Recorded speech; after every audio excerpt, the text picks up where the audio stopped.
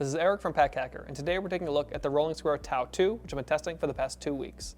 Let's dive in.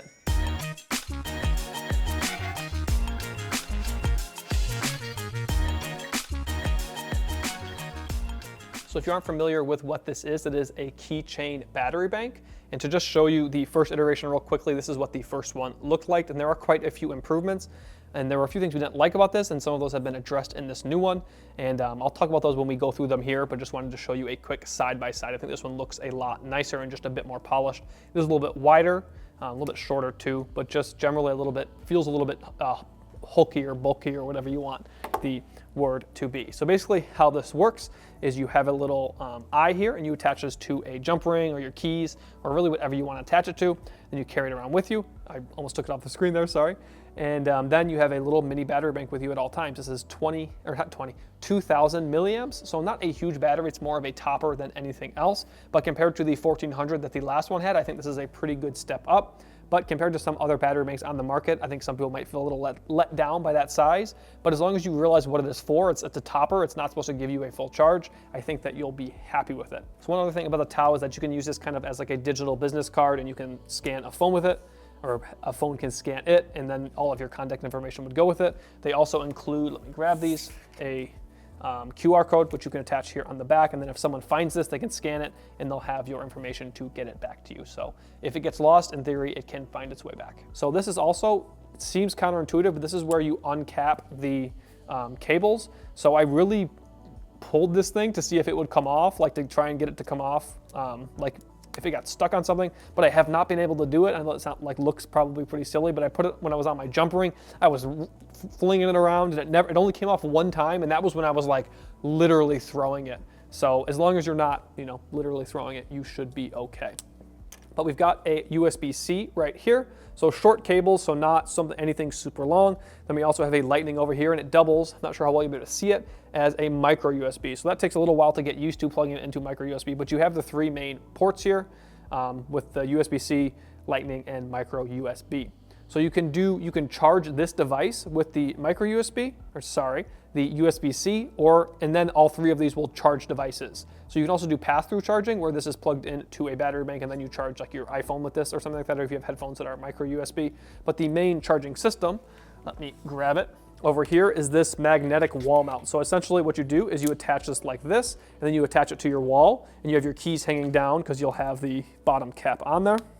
So it's hanging like this, you hang it by your door in your bedroom or something like that. And then when you're ready to go in the morning, after you plugged it in all night, it'll be fully charged. You can grab it and go. So I don't love this cable kind of hanging down on my wall. Didn't think that looked super nice, but you can do it in a way where it's near something, or just kind of maybe put on a desk or something like that.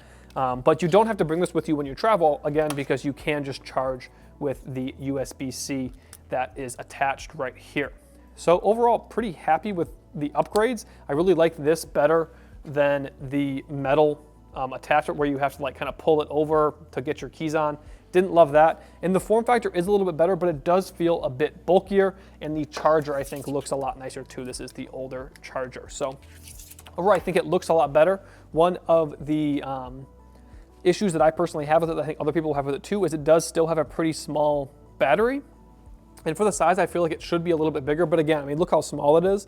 It fits into the palm of your hand. 20,000 milliamps is pretty good.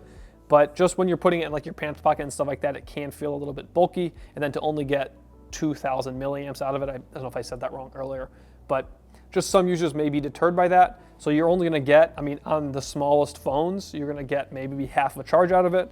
But again, it just depends on the device you have, and if you understand that this is a topper and not a full charge. And one last thing is we do have a little light right there to tell you how much charge you have left, whether green, orange, or red. So I've already talked about the size a bit, but I just want to reinforce again how small this is. So in your palm of your hand, it feels really nice. When you're using it, it feels pretty good. It's not very big, it's not cumbersome, it just kind of works.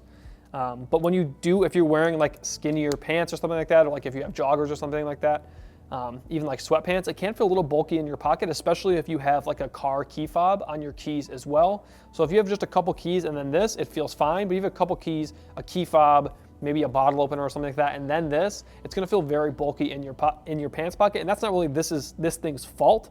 It's just kind of the way things add up. It's like the straw that broke the camel's back, so to speak. So overall, pretty happy with the size, but if you were to calculate the footprint of this thing per how big its battery is, I don't think it does super well compared to some other battery banks, but most battery banks aren't able to be attached to keys, so you really have to weigh that out in your pros and cons and just how you're going to use this thing while you're traveling or just in your everyday life. If you're finding this video helpful, make sure you throw a like on this video and subscribe to the channel so we can continue making content like this to help you travel smarter.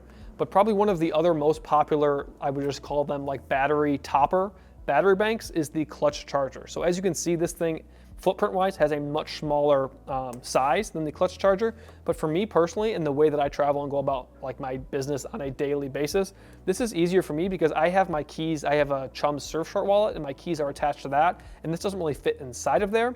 So this works well because I can just slip it into my pants or put it in my sling, my day pack, whatever. It just works better for me personally. But if you are someone who has separate keys or needs more than this can offer, because this just has a lightning cable and you have to charge it with a USB-C. So it's just a lot more limiting, I think. It has a bigger battery. This one I believe is, let me check my notes real quick. I think this one is 3300. This actually might be there's a few different versions, but there's a 3300 and then there's a 5000 version. So depending on which version you get, can even be double the battery size of this. I think this is the 3300 version though. So just about 1300 more milliamps, which is quite a bit when you're in the daily scheme of things and you're going about your daily life. But again, this thing I think offers a lot more. I think it is more portable for a lot of people, and you have that ability to mount this on your wall and have your keys attached to it. So it is a very versatile piece of travel equipment, whereas this is kind of a one-trick pony in the fact that you're just charging your iPhone or your iPad, and then you have to charge it with a USB-C. Well, this is kind of all-encompassing. If you need it to be, you just plug it in and you are ready to go. But when it comes to fitting something in your pocket, for me personally, I prefer the clutch because of how thin it is. This really works well for me to just slide in my pocket, whereas this feels a little bit bulky. But it really just comes down to, at the end of the day, how you travel and what you're traveling with. So there you have it, the Rolling Square Tau 2. Thanks for keeping it here at Pack Hacker, your guide to smarter travel. We'll see you in the next one.